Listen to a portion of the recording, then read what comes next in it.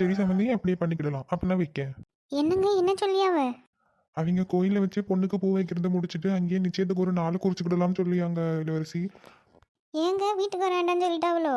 இல்லை இல்லை இளவரசி, கோயிலில் வச்சு பொண்ணுக்கு பூ வச்சுட்டு நிச்சயத்துக்கு நாள் குறிச்சிட்டு கல்யாணத்துக்கு சேர்த்தே அப்போவே நாள் குறிச்சிட்டு கல்யாணம் பொங்கல் வைக்கணுமா. அதையும் வச்சுக்கிட்டு அதுக்கு பிறகு எல்லாரும் சாப்பிட்டு எடுத்துட்டு வீட்டுக்கு போகலாம் அப்படின்னு சொல்லியிருக்கோவ. அப்படியாங்க? கல்யாண பொங்கல் வைக்கணுமா? அப்போ குலதெய்வ கோயிலுக்கு வர சொல்லியிருக்காவளா? ஆமாம் ஆமாம், அவங்க குலதெய்வ கோயில் ஒன்று இருக்கும்ல, முனீஸ்வரனும் இது ஒன்று சொன்னார். என்ன சரியா ஞாபகம் இல்லை, லொக்கேஷன் அனுப்பிவிட சொல்லியிருந்தேன். அந்த கோயிலுக்கு வர சொல்லியிருக்கோவ.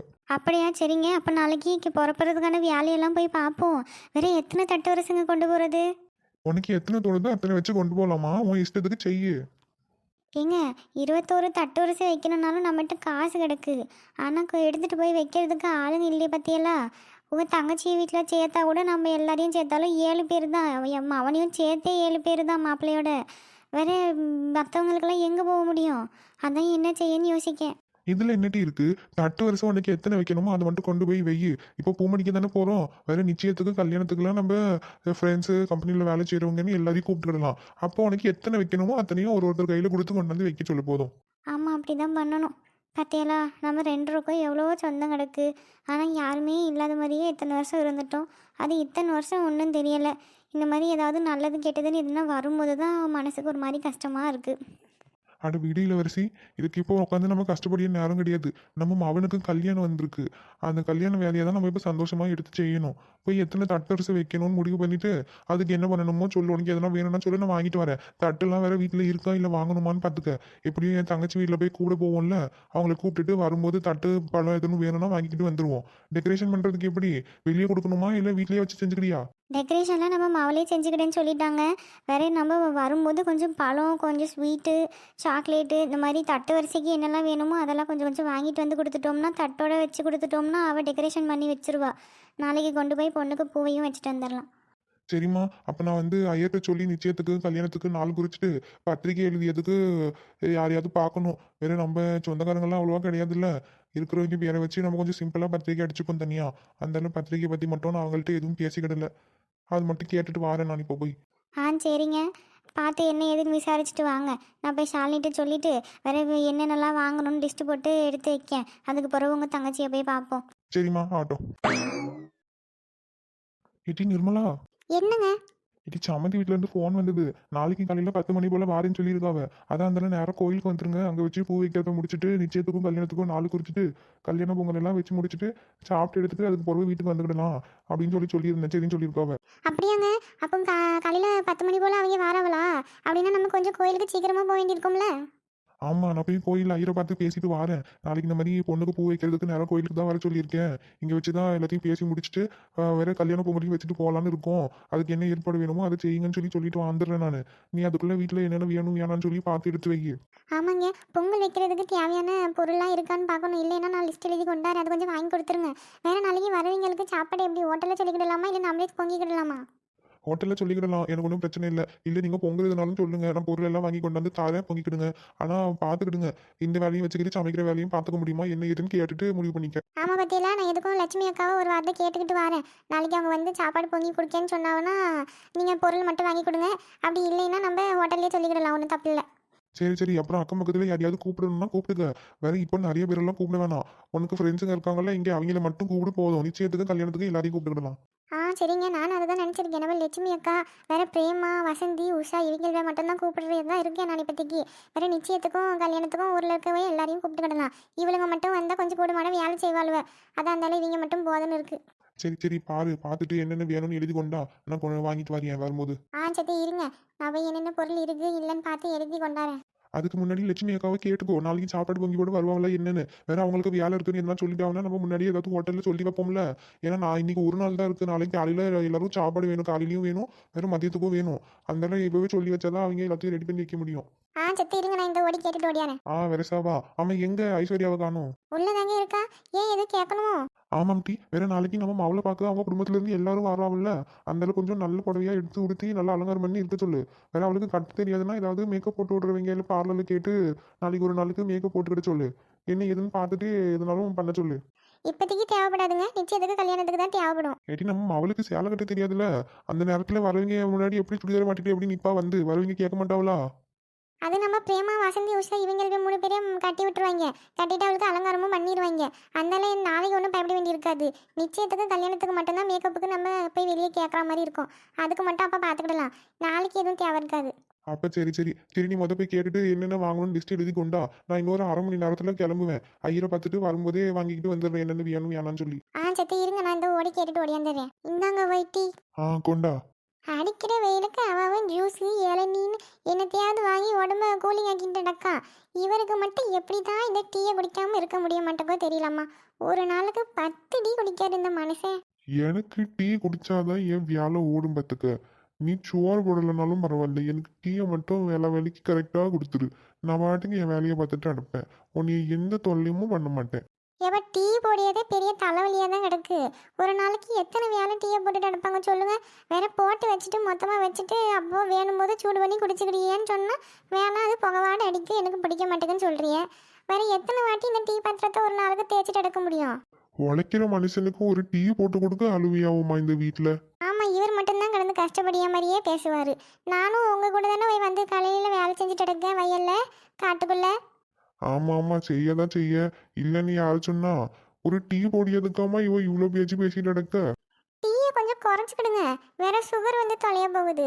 ஒரு நாளுக்கு 10-15 டீயா குடிப்பாவோ ஒரு மனுஷன்? அடிக்கிற வெயிலுக்கு இப்படி டீயை குடிக்காதீங்க போய். நீ என்கிட்ட என்ன வேணா செய்ய சொல்லு, நான் செய்ய. ஆனா டீயை குடிக்காம மட்டும் இருக்க சொல்லாத, என்னால முடியாது. வேற உனக்கு எனக்கு சண்டை தான் வரும் பார்த்துக்க. என்னையோ போங்க, உங்கள்ட்டெல்லாம் மனுஷன் பேசுவானா? என்னமோ என்னத்தையாவது இழுத்து வைக்கும் போது தான் தெரியும். வேற நான் இப்போ சொல்லும் போது எல்லாம் கசக்க தான் செய்யும். போங்க. ஏலி, நீ எங்கே தாமலே போவ? ஒரு நேரம் பார்த்தா வீட்டில் இருக்க, ஒரு நேரம் பார்த்தா எங்கே இருக்குன்னே தெரிய மாட்டேங்குது. ஒவ்வொரு வாட்டியும் உனக்கு ஃபோன் அடிச்சியோ இல்லை யாரையாவது ஆளை விட்டோ தேட வேண்டியதாக கிடக்கு. எங்கே தாமலே போவ அப்படி? நான் எங்கம்மா போவேன்? வேலை விஷயமா தான் சுத்திட்டு கிடக்கேன். இல்லை கார்த்தி, இதுக்கு மேலே நீ ஒன்றும் வெளிநாட்டுக்கெல்லாம் போவேணாம்டே. இங்கனக்குள்ளேயே ஏதாவது கொஞ்சம் வேலை கிடந்தா பாரு. இப்போ தான் கடனெல்லாம் அடைச்சிட்டோம்ல. வேற இதுக்கு மேலே வர வருமானத்தை வச்சு நம்ம பொழப்ப ஓட்டிக்கிட்டா போதும். ஆஷாவுக்கும் நகையெல்லாம் கொஞ்சம் எடுத்து வச்சிருக்கு. அதை வச்சு அவளை ஒப்பத்திக்கிடலாம். உமக்கு கொஞ்சம் நிலமும் இந்த வீடும் கிடக்கு, இது போதும். வேற இதுக்கு மேற்கொண்டு நீ கொஞ்சம் கொஞ்சம் சம்பாதிச்சு வீட்டு கை செலவு பார்த்துக்கிட்டா போதும். ரொம்ப கஷ்டம்லாம் பட்டுக்கிடாதவை. வெளிநாட்டுக்கெல்லாம் போவேணாம்டே இதுக்கு மேற்கொண்டு. அதுக்கு தாம்மா பார்த்து கிடக்கேன். அதை தான் சொன்னேன் இந்த கௌதம் பையன்ட்ட. ஒன்று வேற வேலை கிடக்கா பார்க்கணும், இல்லைன்னா லோன் எடுத்து பிஸ்னஸ் ஆகுது செய்யலான்னு பார்க்க முடியே அப்படின்னு சொல்லி தான் லோன் எடுக்கிற விஷயமா பார்த்துட்டு நடந்தேன். லோன் எதுவும் கிடைக்கலன்னா வேற எங்கேயாவது கம்பெனிக்கு வேலைக்கு போய்க்கிடலாம்னு பார்த்தேன். அவன் பிடிச்சி கத்தியான் என்னைய. ஏன்லே என்னாச்சு? நீ எங்கேயும் லோன்லாம் எடுத்து கஷ்டப்பட வேண்டாம். உனக்கு தனியாக பிஸ்னஸ் ஆரம்பிக்கணும்னா சொல்லு, நான் காசு கொடுக்கேன். அப்படி இல்லைன்னா நீ என் கூடவே பார்ட்னராக வந்து சேர்ந்துக்கோ. வேற அதை விட்டுட்டு லோன் எடுக்க இல்லை வேற எங்கேயாவது போய் வேலைக்கு சேரியெல்லாம் சொல்லிட்டு எடுக்காத அப்படின்னு சொல்லி கத்தி விட்டுட்டான். அப்போ அவன் சொல்லி இதை கேளுட்டே. உனக்கு தனியாக பிஸ்னஸ் ஆரம்பிக்கிறேன்னா சொல்லு, பண்ணிக்கிடலாம். இல்லை அவன் கூடயே பாடாராக சேர்ந்துக்கிறதுனாலும் சேர்ந்துக்கோ. என்ன வேணுமோ சொல்லு, நம்ம எப்படினாலும் ஏற்பாடு பண்ணிக்கிடலாம். கொஞ்சம் சீட்டெல்லாம் போட்டு வச்சிருக்கு. அதெல்லாம் கொஞ்சம் கொஞ்சம் எடுத்தோம்னா கொஞ்சம் காசு சேரும். அதை வச்சு உன்னால் என்ன பண்ண முடியுமோ பண்ணு. அதாம்மா நானும் யோசிச்சு பார்த்தேன். வேற நான் தனியாக நின்று பிஸ்னஸ் ஆரம்பிக்கணும்னாலும் நிறைய பணம் தேவைப்படும்.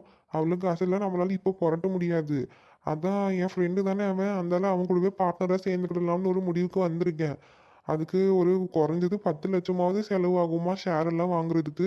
அவன் காசு எதுவும் நீ கொடுக்க வேண்டாம், நீ வந்து அக்ரிமெண்ட்ல சைன் மட்டும் போடு போதும் அப்படின்னு தான் சொல்லியான். எனக்கு தான் கொஞ்சம் தயக்கமா இருக்கு. அவ்வளோ காசு தேவைப்பட மாட்டே. சரி வீடு நம்ம பார்த்துக்கிடலாம்.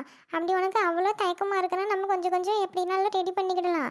வேணும்னா இந்த நிலத்தை அடமானத்தில் போட்டாவது அவ்வளோ காசு புரட்ட முடியுதான்னு பார்ப்போம். இல்லை இல்லைம்மா, என்கிட்ட ஒரு 4.5 லட்சம் காணி இருக்கு. அது இல்லாமல் இப்போ வேலை செஞ்சுட்டு வந்ததுல கொஞ்சம் பிஎஃப் அதெல்லாம் கொஞ்சம் கொஞ்சம் போட்டிருப்பாவ. அது எதுவும் நான் இன்னும் கிளைம் பண்ணலை. இத்தனை வருஷமா அங்கே இருந்தது மொத்தமாக அப்படியே தான் இருக்கு. அதை எடுத்தா எப்படினாலும் ஒரு 4 லட்சமாவது வரும். ஒரு 850 மொத்தமாக சேர்ந்துட்டு என்ன இன்னொரு 1.5 லட்ச ரூபாய் தேவைப்படும். அது மட்டும் எப்படின்னா ரெடி பண்ணணும். இல்லையே 1.5 லட்சம் தானே. ஆஷா கல்யாணத்துக்காண்டி சேர்த்து வச்ச காசுல இருந்து கொஞ்சம் எடுத்து கொடுக்க. அதை வச்சு போய் பார்ட்னர் ஆகிறதுக்கு என்ன வேலை வேணுமோ அதை மட்டும் பார்த்துக்க. ஆமாம்டே, அவள் கல்யாணத்துக்கு நகையெல்லாம் போக கல்யாண செலவுக்கு கொஞ்சம் காசு சேர்த்து வச்சிருக்கோம் பேங்க்ல. அதுலேருந்து எடுத்து கொடுப்பாரு அப்பா. அதை கொண்டு போய் உனக்கு குறைக்க தேவையானதை போட்டு நீ பிஸ்னஸில் சேர்ந்துக்கிற வேலையை பாரு. ஏன்னா என்ன இருந்தாலும் அது என் தங்கச்சி கல்யாணத்துக்கு சேர்த்து வச்சது தானம்மா. அதை இப்போ எடுத்துட்டு அவளுக்கு வர திடீர்னு ஏதாவது சம்மந்தம் கூடி வந்து என்ன செய்ய முடியும்? அதை அப்போ பார்த்துக்கிடலாம்லே.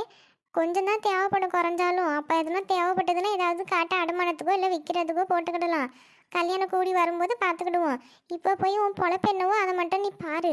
வேற கையில் கிடக்கிற காசு போதாதுன்னு என்னமோ எடுக்கணும்னு சொன்னீல்ல, அந்த காசெல்லாம் புரட்டிக்கோ. நான் இவரை இன்னைக்கு போயிட்டு வெளியே போயிட்டு வரும்போது பேங்க்ல இருந்து கொஞ்சம் காசு எடுத்துட்டு வர சொல்லியேன். மொத்தமாக போட்டு நாளைக்கு ஸ்டார்ட் பண்ணிக்க. சரிம்மா, அப்படியே செய்ய. இப்போ அப்போ நான் போயிட்டு கொஞ்சம் பிஎஃப்லாம் எடுக்க வேண்டியிருக்கு. அதெல்லாம் கொஞ்சம் எப்படி எடுக்கணும் என்ன ஏதுன்னு கொஞ்சம் பார்த்து எடுத்துகிட்டு வரேன். வேற அதை அப்ளை பண்ணால் கொஞ்சம் லேட் ஆகும்னு வேற சொல்லுவாங்க. அது ஃபாரின் கம்பெனிங்கிறதுனால அந்த சைட்லேருந்து தான் மொத்தமாக இது பண்ணுற மாதிரி இருக்கும். அது என்ன ஏதுன்னு விசாரிச்சு பார்த்துட்டு வரேன். சரி சரிலே, பார்த்து என்னன்னு பேசி எடுத்துட்டு வா. சரி, அப்போ நான் போயிட்டு வரேன். ஏங்க அப்போ நீங்கள் வயலுக்கு போகும்போதே கொஞ்சம் காசு எடுத்துகிட்டு வந்துடுங்க. வேறு காசோட வயலுக்கு போகாதீங்க. கொஞ்சம் பயமாக தான் இருக்கும். அங்கெல்லாம் காசு கொண்டாந்து வீட்டில் வச்சுட்டு அதுக்கு பிறகு வயலுக்கு போகிறதா இருந்தால் போங்க. சரி சரி லட்சுமி, எடுத்து கொண்டாந்து வீட்டில் வச்சுட்டே போகிறேன். நான் இந்த டீயை குடிச்சிட்டு கிளம்புதேன். சரிங்க. லட்சுமி அக்கா, வா நிர்மலா, டீ குடி, இதில் உட்காருன்னு கொண்டாரேன். இருக்கட்டும்க்கா, பரவாயில்ல. பரவாயில்ல, குடிமா, இந்த கொண்டு வருவா. இல்லைண்ணே இருக்கட்டும், நீங்கள் குடிங்க. அக்கா உங்கள்கிட்ட ஒன்று கேட்கலான்னு வந்தேன். என்னம்மா சொல்லு. நாளைக்கு என் மவளுக்கு பூ வைக்க வாரேன்னு சொல்லியிருக்காங்க அக்கா, காலைல 10 மணி போல். வேற கோயிலில் வச்சு தான் பூ வைக்கிறது எல்லாம். காலையில் சாப்பாடு அங்கே, மதியத்துக்கு வீட்டில் சொல்லியிருக்கு சாப்பாடு. அதான் நீங்கள் சமைக்க வருவீங்களா இல்லை ஹோட்டலில் சொல்லிக்கிடலாமான்னு கேட்க தான் வந்தேன். ஏங்க நாளைக்கு வயலுக்கு தண்ணி வைக்க நீங்கள் ஒத்தையில் இருந்தால் போதும்ல, வேற என்ன தேவைப்படுமா? நான் பார்த்துக்கிட்டியம்மா. தண்ணி மட்டும்தான் நாளைக்கு பாய்க்க வேண்டியிருக்கு. மற்ற வேலையெல்லாம் முடிஞ்சிட்டு இன்னொரு 10 நாள் கழிச்சு தான் அறுவடைக்கு இது ரெடியாக இருக்கும். கடலெல்லாம் அந்தளவு இப்போ எதுவும் தேவையில்லை. நீ போய் சமைச்சிட்டு வா. அப்போ நான் வாரேன் லட்சுமி. தேவையான பொருள் எல்லாம் மட்டும் வாங்கிட்டு வந்து வச்சிரு, நாளைக்கு சமைச்சிடலாம். சரிக்கா, என்னென்ன சமைக்கணும்னு நான் அவர்கிட்ட கேட்டுட்டு அதுக்கு தேவையான பொருள் எல்லாம் நான் எழுதிட்டு உங்கள்கிட்ட சொல்லியேன். அதில் ஏதாவது விட்டு இருந்தேன்னா அதையும் நீங்கள் சொல்லுங்கள், நான் வாங்கிட்டு வந்து வச்சுருக்கேன். வேற நாளைக்கு இந்த பிரேமா, வசந்தி, உஷா இவங்க 3 பேரை வச்சு கொஞ்சம் கொஞ்சம் காய்கறிலாம் நறுக்கி தர சொல்லி சமைச்சிக்கிடலாம். என்னக்கா? அது ஒன்றும் பிரச்சனை இல்லாமல் காய்கறிலாம் டக்குன்னு நறுக்கிடலாம். நாளைக்கு காலையிலே எழுந்திரிச்சு காய்கறிலாம் நறுக்கிட்டா போதும். அதை கொஞ்சம் ஃப்ரிட்ஜில் வச்சு கூட நம்ம தாளிக்கிற நேரத்துக்கு போட்டு தாளிச்சுக்கிடலாம். இல்லை வெளியே வச்சாலும் பரவாயில்ல, எப்படியும் காலையில் தானே நறுக்க போகிறோம். அதெல்லாம் ஒன்றும் பிரச்சனை இல்லை.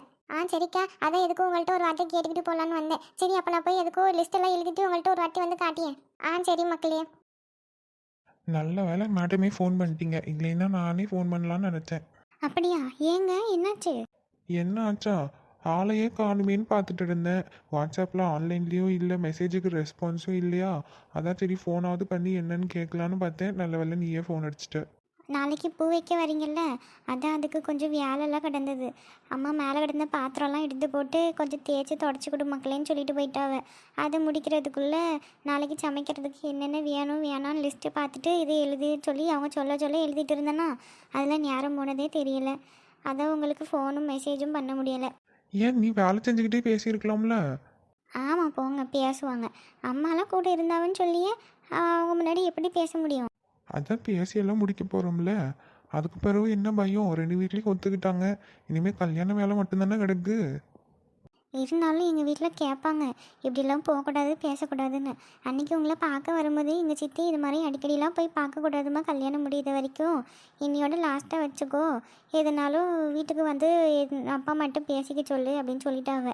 அதனால் அப்பா அம்மா முன்னாடியெல்லாம் ஃபோன் பேச முடியாது. நான் எப்போ பேசணுன்னாலும் தெரியாமல் வந்து தான் பேசிட்டு கிடக்கேன். சரியா போச்சு போ. சரி ஐசு, நான் உங்கள் வீட்டுக்கிட்டக்கு வந்துட்டு ஒரு ஃபோன் அடிக்கேன். மொட்டை மாடியில் வந்து நிற்கியா? ஏங்க எதுக்கு? வாட்டே, எனக்கு உன்னைய பார்க்கணும் போல இருக்கு. ஐயோ இல்லை, இங்கே தான் வரேன்டாம். வேற யாராவது பார்த்தாவன்னா என்ன ஏதுன்னு கேள்வி கேட்பாங்க. உங்களுக்கு தான் பிரச்சனையாயிடும். அதெல்லாம் நான் பார்த்துக்கிடியேன். நீ வந்து வெளியே நின்னா மட்டும் போதும். ஐயோ இல்லைங்க, வேண்டாம், எனக்கு பயமாக இருக்குது. வேற யாராவது பார்த்துட்டு ஏதாவது ஏசிட போகிறாங்க. உங்களை ஏசினாலும் எனக்கு கஷ்டமாக இருக்கும். அதான் நான் பார்த்துக்கிட்டேன்னு சொல்லியாம்ல. யாராவது கேட்டாலும் நான் கார்த்தி வீட்டுக்கு தான் வந்தேன்னு சொல்லிக்கிடுவேன். நீ வெளியே வந்து நின்னா மட்டும் போதும். நான் கிட்ட வந்துட்டு ஒரு ஃபோன் அடிக்கேன். நீ மொட்டை மாடிக்க அப்போ வந்து நில்லு. உன்னைய பார்த்துட்டு அப்படியே நான் போயிடுவேன். நீ பேசக்கூட வேண்டாம். சரி என்னமோ பண்ணுங்க, எனக்கு பயமாக இருக்குது. ஆனால் நான் எதுவும் பேசலாம் மாட்டேன், சரியா? நீங்கள் பேசவே வேண்டாம் மேடம். மேலே இருந்து என்னைய பார்த்தா போதும். நான் உங்களை பார்த்துட்டு அப்படியே போயிடுவேன். அப்போ சரி, நீங்கள் கிட்ட வந்துட்டு எனக்கு ஒரு ஃபோன் அடிங்க. வண்டி ஓட்டிக்கிட்டே எல்லாம் ஃபோன் பேசக்கூடாது சொல்லிட்டேன். சரிங்க மேடம், அதை நீங்கள் சொல்லிட்டீங்கல்ல. இதுக்கு மேலே மறு வார்த்தையே கிடையாது. நான் கிட்ட வந்துட்டு ஃபோன் அடிக்கேன். சரி.